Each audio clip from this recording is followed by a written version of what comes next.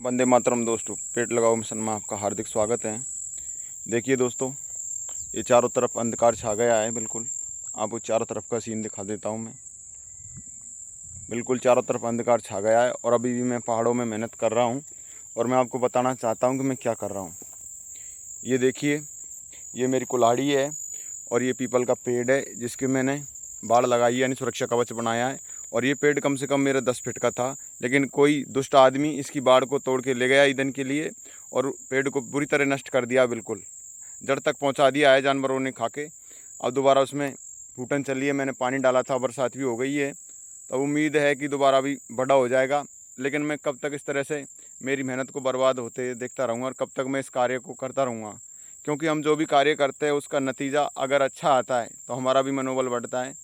तो मैं सभी ग्रामवासियों, पंच परमेश्वर, युवा भाइयों और जो भाई सब मेरी इस वीडियो को देख रहे हैं, मैं आपसे निवेदन करना चाहता हूँ कि कहीं भी आपको ऐसे लोग मिलें जो दूसरे की मेहनत को चौपट करें, चाहे वो मामला कोई सा भी हो, वृक्षों की सेवा हो या कोई और भलाई का काम हो।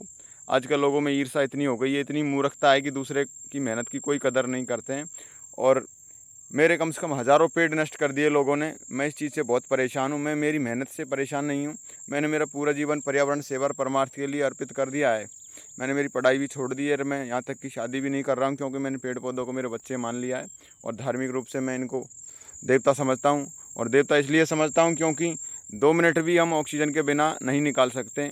जो भी देवी देवताओं को हम मानते हैं वो अप्रत्यक्ष हैं और ये हमारे धरती के प्रत्यक्ष देवता है जो हमें डायरेक्ट लाभ देते हैं, औषधि भी देते हैं, फल भी देते हैं। तो जिन देवताओं को मानते हैं हम, उनके प्रति हमारी भावना है, लेकिन हमें डायरेक्ट लाभ यही देते हैं। तो इस भावना से मैं इनकी सेवा कर रहा हूँ। पहले मैं काफ़ी दिन तक बीमार रहा था, तो इस तरह इनकी सेवा करने से मैं ठीक हुआ हूँ, मेरा स्वास्थ्य में सुधार हुआ है, तो मुझे सुकून है। मैं केवल मेरे मन को खुश करने के लिए काम को करता हूँ, लेकिन दुष्ट लोग मेरी मेहनत को चौपट कर रहे हैं, इससे मैं ज़्यादा दुखी हो जाता हूँ।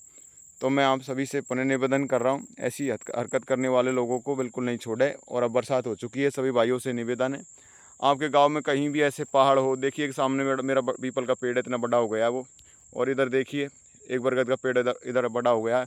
और इधर को काफ़ी, और इन पहाड़ों में जगह जगह बकरी वालों के सहयोग से मैंने पेड़ लगाए थे और मैं उनकी सेवा कर रहा हूँ। लेकिन मैं ये कहूँगा कि हज़ारों पेड़ तो लोगों ने मेरे नष्ट कर दिए हैं, लेकिन फिर भी मैं हिम्मत करके करता रहता हूँ। लेकिन अच्छे काम करने वालों को लोग अगर सपोर्ट नहीं करेंगे, नहीं तो कोई गांव की तरफ से मदद मिलती है, नहीं कोई सरकार की तरफ से, तो कोई अच्छा आदमी कहाँ तक करेगा। वो कहते हैं कि भूखे वजन नहीं हो गोपाला, ये लो तेरी कंठी माला। मैं जैसे तैसे करके मेहनत मजदूरी करके मेरा खर्चा पानी निकालता हूँ और देखिए मेरा परिणाम क्या मिल रहा है मुझे। मेरी मेहनत को लोग मिट्टी में मिला रहे हैं। मैं आने वाली पीढ़ी के भविष्य के लिए ये कर रहा हूँ, क्योंकि हम तो ये जब तक है हमारे लिए फलदायी होंगे, इस संसार से निकल चुके होंगे।